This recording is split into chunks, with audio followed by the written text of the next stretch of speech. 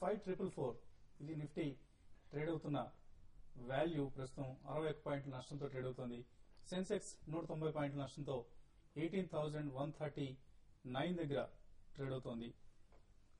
Next caller Guntur నుంచి Ashok line లో ఉన్నారు. అశోక్, హలో.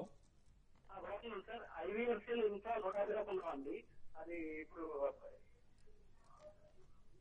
ఓకే అండి. సో హోల్డ్ చేయొచ్చా? యావరేజ్ చేయాలా లేదంటే ఎగ్జిట్ అవ్వమంటారా? ఓకే అండి. ఐవీఎస్ఎల్ పరిస్థితి ఐవీఎస్ఎల్ చూస్తే కనుక బాగా వీక్ గా కనిపిస్తుంది. 140 నుంచి 75 వరకు లాస్ట్ 1 మంత్ గానే అసలు ఏ ఒక్క రోజు కూడా ఆగకుండా కంటిన్యూస్ గా పడుతుంది. సో ఇంత పడిన తర్వాత మోర్ దాన్ 60-70% పడిన తర్వాత ఈ లెవెల్లో ఎగ్జిట్ అవ్వమని మనం రికమెండ్ చేయలేము కూడా. సో హోల్డ్ చేయండి. ఇన్ఫ్రాస్ట్రక్చర్ స్టాక్స్ ఈ ఇయర్ కొంచెం బాగానే ఉంటుంది అనుకుంటున్నారు. సో ఆగిన తర్వాత కొంచెం లోయర్ రేట్ లో వీలుంటే ఫర్దర్ యావరేజింగ్ చేస్తుంది బెటర్. February 12th కూడా Q3 రిజల్ట్స్ వస్తుంది. సో సగానికి సగం తగ్గిందండి మీరు కొన్న రేట్ నుంచి ఐవీఆర్సీఎల్. మేబీ మరికొంత డిక్లైన్ అయిన తర్వాత మీరు యావరేజ్ చేసిన ప్రయత్నం చేయొచ్చు. Murthy, Hyderabad. Hello hello hello sir, చెప్పండి మూర్తి గారు. జిందాల్ సోప్ వెస్ట్ తీసుకున్నాను, 1800 లో తీసుకున్నాను. 1800 లో? అవునండి, యావరేజ్ చేసుకున్నానండి. మళ్ళీ 1200 లో మళ్ళీ తీసుకున్నాను సార్, ఇంకో 50. ఓకే అండి. ఇంకా తీసుకోమంటారా? లేదండి, ఇలా కంటిన్యూస్ గా మీరు యావరేజ్ చేస్తూ వెళ్ళినంత మాత్రాన అది పెరిగే అవకాశాలు ఉండవు. కొద్ది రోజులు వెయిట్ చేయండి. ఓవరాల్ గా మార్కెట్ సెంటిమెంట్ తిరిగి బులిష్ గా మారేంత వరకు వెయిట్ చేయాల్సిందే అండి, తప్పదు. ఇప్పుడున్న పరిస్థితులు ఏంటంటే మీరు యావరేజ్ చేసినా కూడా మరీ మీరు ఒక స్టాక్ ఒక 5-6% పడంగానే యావరేజ్ చేయకండి. స్టాక్ ఇప్పుడున్న మార్కెట్ లో 5-6% అంటే 1-2 రోజుల్లోనే పడిపోతుంది. కాబట్టి మీరు అట్లీస్ట్ 15% దాకా స్టాక్ లో కరెక్షన్ వచ్చినప్పుడు మీరు అప్పుడు యావరేజ్ చేయండి. ఇంకోటి ఇది రీసెంట్ గా చూసి స్టాక్ కూడా మంచి ర్యాలీ వచ్చిందండి. అయితే లాస్ట్ ఒక 3 months నుంచి కొంచెం కరెక్షన్ లో ఉంది. కాబట్టి ఇంకా ఫర్దర్ గా 1000 బిలో స్టాక్ రావడానికి అవకాశం ఉంది. మీరు 800-850 కూడా రావచ్చు. 850 ఆ లెవెల్కి వచ్చినప్పుడు మీరు యావరేజ్ చేయండి. ఇప్పుడు కరెంట్ లెవెల్స్ అయితే మీరు ఫర్దర్ గా యావరేజ్ చేయకండి. మీరు ఉన్న పొజిషన్ అయితే హోల్డ్ చేసుకోండి. జనవరిలో వచ్చిన లో ఏదైతే ఉందో 978 ఈ లెవెల్ కంటే తగినప్పుడు అక్కడ స్టెబిలైజ్ అయిన తర్వాత మీరు యావరేజ్ చేసుకోవచ్చండి. కందుకూరు నుంచి రెడ్డి లైన్ లో ఉన్నారు. రెడ్డి గారు, హలో. సార్, ఐసిఐసిఐ షేర్స్ ఉన్నాయి సార్, 1080 లో తీసుకున్నాను. ట్రేడింగ్ షేర్స్ ఇవి ఇన్వెస్ట్మెంట్ కోసం అనుకున్నారా? అవునండి, trading shares. Okay sir. Okay okay. ICICI bank అనుకుంటాను. సో 1080 అంటే కొంచెం ఇంచుమించు 100 రూపీస్ మైనస్ లో కనిపిస్తున్నారు. కరెక్ట్ గా మేజర్ సపోర్ట్ అయినా 990,000 రూపీస్ పైన కరెక్ట్ గా 1000 రూపీస్ పైన ట్రేడ్ అవుతుందని. ఎట్టి పరిస్థితుల్లో ఐసిఐసిఐ బ్యాంక్ టెక్నికల్ గా 1000 రూపీస్ పైన నిలబడాలి. అలా కాకుండా నెక్స్ట్ ఫ్యూ సెషన్స్ లో కనుక 995 కింద కనుక క్లోజ్ అవుతే కనుక నా ఉద్దేశం షార్ట్ టర్మ్ కరెక్షన్ ఉంటుంది. 900 వరకు కూడా వెళ్ళే అవకాశం ఉంది. నా ఉద్దేశం షార్ట్ టర్మ్ ఉంటాను కాబట్టి ఒక 995 కింద క్లోజ్ అవుతే కనుక ఎగ్జిట్ అయ్యి మళ్ళీ డెఫినెట్లీ లోయర్ రేట్ లో 900 రూపీస్ దగ్గర మీరు బై చేయొచ్చు. నెక్స్ట్ కాలర్ కిరణ్, హైదరాబాద్ నుంచి. Kiran, hello sir. చెప్పండి కిరణ్. సార్, ఇది ఒక సంవత్సర కాలంలో ఏ నెలలో ఏ షేర్స్ లో ఎక్కువ పెరుగుదల ఉంటుందనేది చెప్పాలి కదా సార్? ఒక సంవత్సర కాలంలో ఓకే అండి, ఏ నెలలో ఏ షేర్స్ లో ఎక్కువ పెరుగుదల ఉంటుందనేది చెప్పాలి. ఏ నెలలు కూడా అంటే 3 months ఒకసారి సీజన్ బట్టి ఉంటుంది కదా సార్? అది అట్లా ఏమి సీజన్ ఉండవండి స్టాక్ మార్కెట్స్ కి. ఓన్లీ సైకిల్స్ ఉంటాయి. అంటే ఫర్టిలైజర్ స్టాక్స్ అని అట్లా అంటున్నారు కదా. Okay okay, yes yes. కొన్ని సెక్టర్స్ సీజనల్ స్టాక్స్ అంటారు, ఫెర్టిలైజర్స్ వంటివి.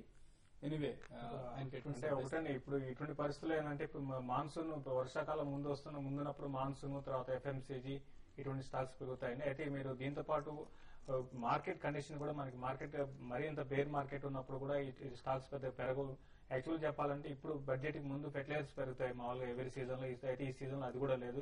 ఫెర్టిలైజర్స్ తో పాటు దీంతో పాటు రైల్వే బడ్జెట్ ముందు రైల్వే స్టాక్స్ కొన్ని ఉంటాయి, అవి కూడా పెరుగుతాయి. అయితే ఈసారి అది లేదు. కాబట్టి మార్కెట్లో 100% అని చెప్పలేమండి.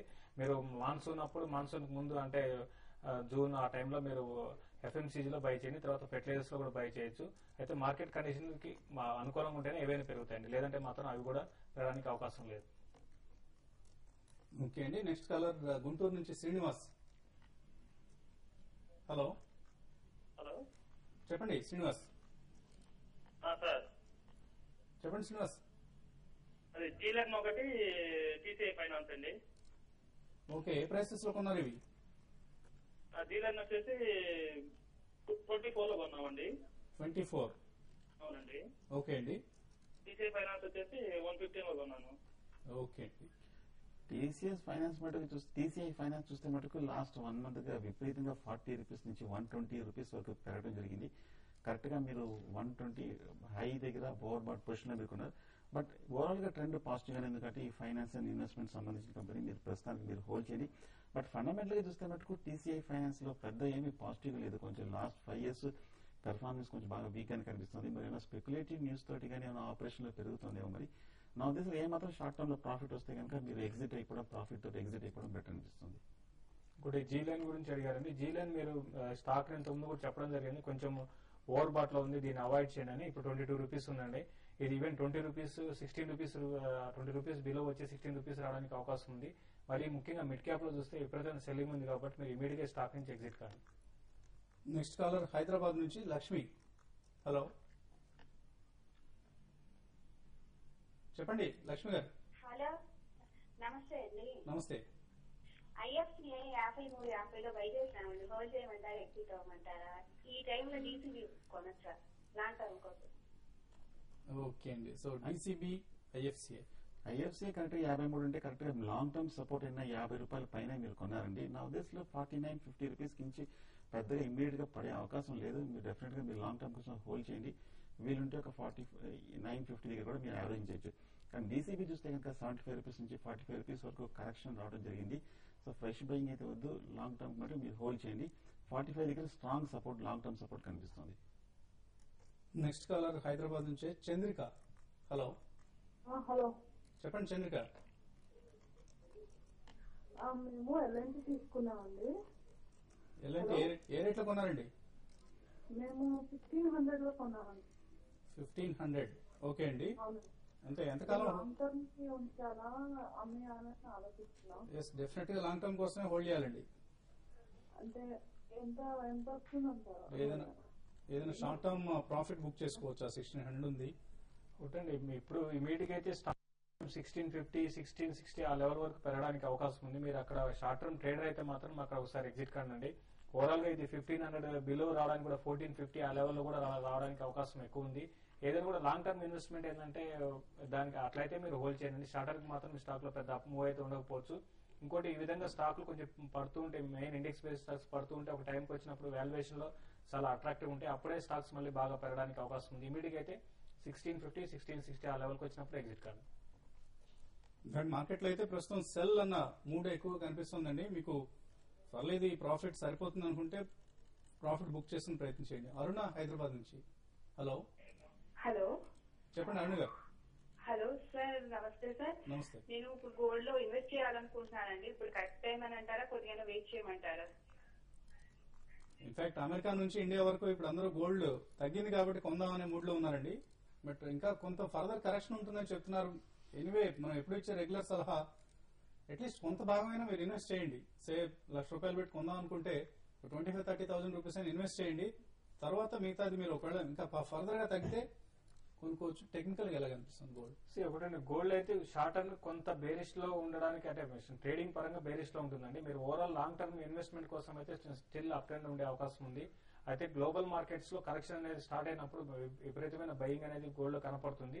అయితే యూఎస్ లో ఇప్పుడే కొంచెం కరెక్షన్ స్టార్ట్ అయిందండి. కాబట్టి మీరు డిక్లైన్స్ లో లాంగ్ టర్మ్ ఇన్వెస్ట్మెంట్ కి గోల్డ్ చాలా సేఫ్ బెట్ ఉంటుంది. ఒకవేళ ఇక్కడి నుంచి పడినా కూడా పెద్దగా డౌన్ సైడ్ ఉండే అవకాశం లేదండి. సో ఇన్ఫాక్ట్ $1,250 వస్తుంది అన్న అంచనాలు ఉన్నాయి. ఔన్స్ బంగారం ప్రస్తుతం 1337 దగ్గర ట్రేడ్ అవుతోంది. శ్రీహరి హైదరాబాద్ నుంచి. శ్రీహరి గారు సార్ చెప్పండి. వసంత్ గారు నమస్తే అండి. నమస్తే. బాగున్నారా? బాగున్నామండి, చెప్పండి. సార్ ఏంటి మార్కెట్ అసలు లో ఎంతవరకు వస్తుంది అంటున్నారు సార్? హలో. లో అంటే ఎంతవరకు రావచ్చు సార్ మార్కెట్? ఒక్కొక్కది ఒక అంచనా ఉందండి. కుటుంబరావు గారు 5200 ఖాయం అని చెప్తున్నారు. సో ఒక పోల్ లాగా పెడదాం. ఇప్పుడు శేషు గారు ఎంత లోవర్ లెవెల్ చెప్తారు? నేను కూడా చెప్పడం జరిగిందండి. 5200 అనేది అది ఎప్పుడు వస్తుందో చెప్పలేము. నెంబర్ ఆఫ్ డేస్ ఇప్పుడున్న సెల్లింగ్ చూస్తుంటే డేస్ లోనే రావడానికి అవకాశం ఉంది. అయితే బడ్జెట్ ముందు నేను నా ఉద్దేశం ప్రకారం అరౌండ్ 553 ఆ లెవెల్లో ఒకసారి వచ్చి మళ్ళీ అక్కడ నుంచి మళ్ళీ 55 కూడా రావచ్చు. ఏదైనా 5200 గ్యారంటీ అండి. ఒకవేళ 5200 దగ్గర డెఫినెట్ గా ఇన్వెస్ట్ చేయొచ్చు. ఒకవేళ దాని బిలో వచ్చినా కూడా మార్కెట్ ఎక్కువ రోజులు 5200, 55,000 బిలో అయితే మార్కెట్ ఎక్కువ రోజులు ఉండదు. కాబట్టి 5200 దగ్గర ధైర్యంగా లాంగ్ టర్మ్ ఇన్వెస్ట్మెంట్ చేయొచ్చు. మీరు ఎటువంటి లోవర్ లెవెల్ ఎక్స్పెక్ట్ చేస్తున్నారు? సో నెక్స్ట్ 1 or 2 డేస్ లో 5350 మేజర్ సపోర్ట్ దగ్గర నిలబడాలి. నిలబడకపోతే కనుక నా ఉద్దేశం 5000 టెస్ట్ చేసే అవకాశం ఉంది. సో బహుశా అదే లో కూడా అవ్వచ్చు కూడా. బట్ 5350 బ్రేక్ అవుతే 5000 వరకు వెళ్ళే అవకాశం కనిపిస్తుంది. సో ఓవరాల్ గా టోన్ మాత్రం బేరిష్ గా ఉందండి. ఎక్కువ మంది మార్కెట్ ఎక్కువ ఇంకా ఇక్కడ నుంచి కూడా 10% వరకు కరెక్ట్ కావచ్చు అని. 10% అంటే నిఫ్టీ ఇప్పుడు 5425 ఉంది. 500 పాయింట్స్ తగ్గాలి, 4900 కూడా రావచ్చు. సో ఇది ఎక్కువ మందిలో ఉన్న అంచనా. బట్ చెప్పలేము, సడన్ గా ఏదైనా పాజిటివ్ ట్రిగ్గర్స్ అంటూ రావడం జరిగితే దెన్ 5300 పై నుంచి మార్కెట్ కోలుకునే అవకాశం ఉంటుంది.